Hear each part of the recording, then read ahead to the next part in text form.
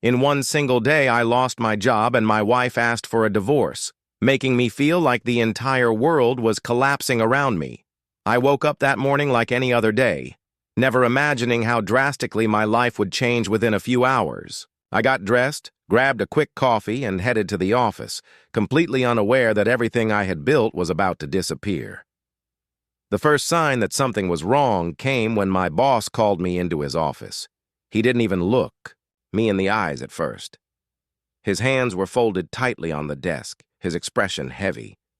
That silence, that hesitation, it already told me everything before he spoke. Then he finally said the words, "We have to let you go." Just like that. No warning, no chance to prepare myself. Years of work, dedication, and loyalty were wiped away in a single sentence. I remember holding the small cardboard box with my things, walking out of the building in shock. My colleagues avoided my eyes as if my misfortune was contagious. Stepping into the cold air outside, I felt like the ground beneath me had shifted. My mind raced with questions. How would I pay the rent? How could I take care of my responsibilities? But more than fear, I felt humiliation. It was as if everything I had worked for meant nothing.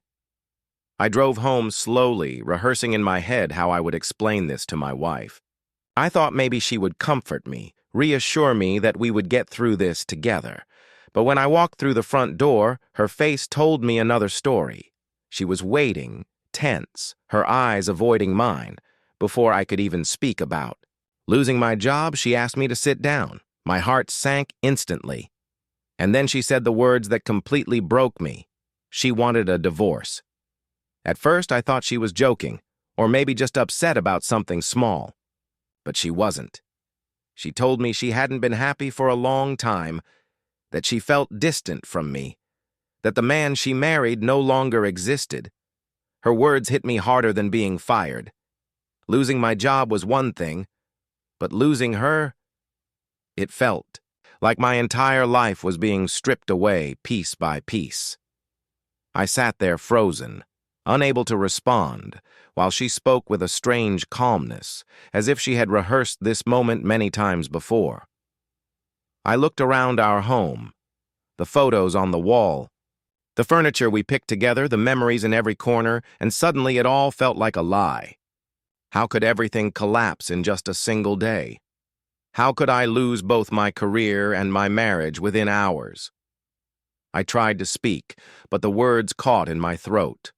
A storm of emotions swirled inside me: anger, sadness, disbelief, fear.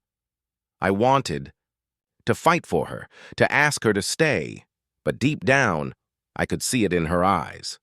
Her decision was final. That night, I didn't sleep. I lay awake, staring at the ceiling, wondering how my life had unraveled so quickly. I thought about every mistake I might have made, every moment I might have ignored her feelings, every warning sign I had missed. The silence of the house was unbearable, louder than any scream, and that was just the beginning of what became the darkest chapter of my life. That night, after everything happened, I lay awake in bed, my mind refusing to rest. The silence in the room felt heavier than ever, and the more I thought about it, the more I felt trapped in a nightmare I couldn't escape.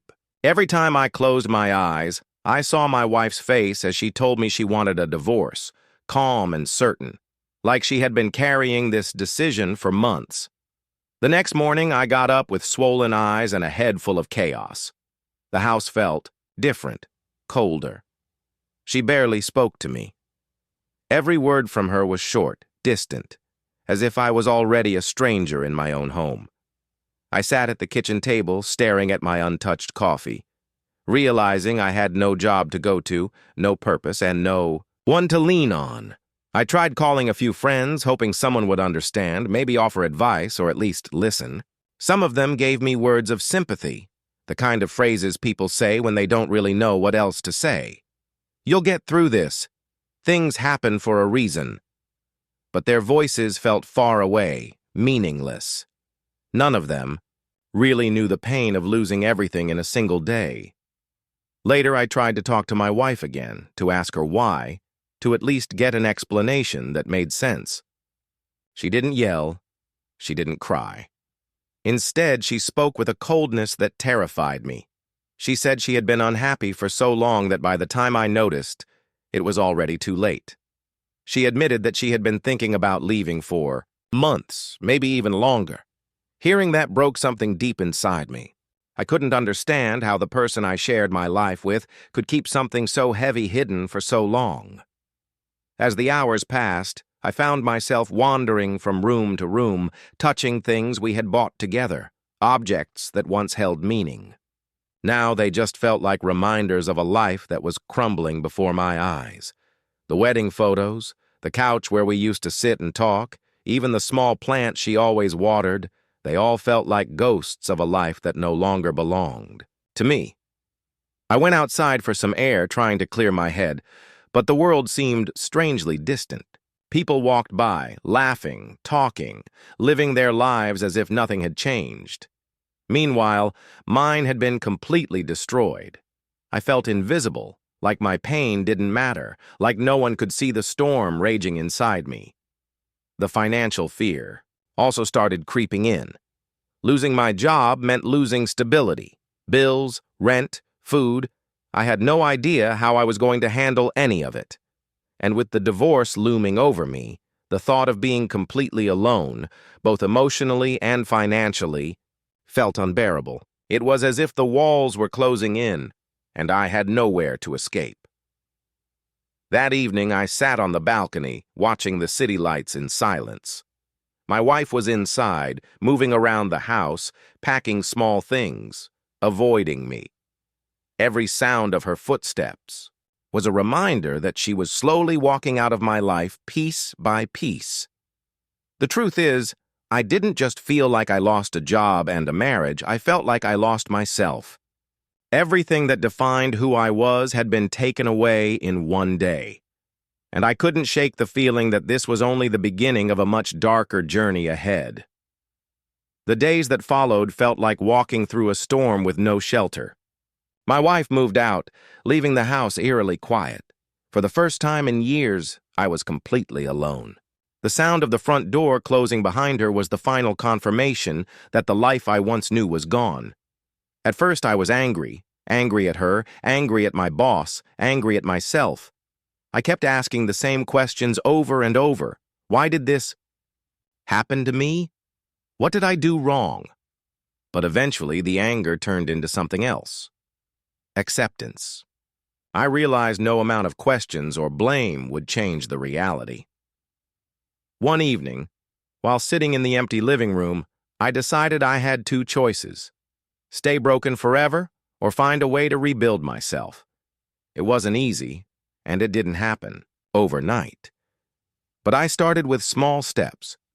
I updated my resume, applied for jobs, and forced myself to get out of the house, even if it was just for a walk.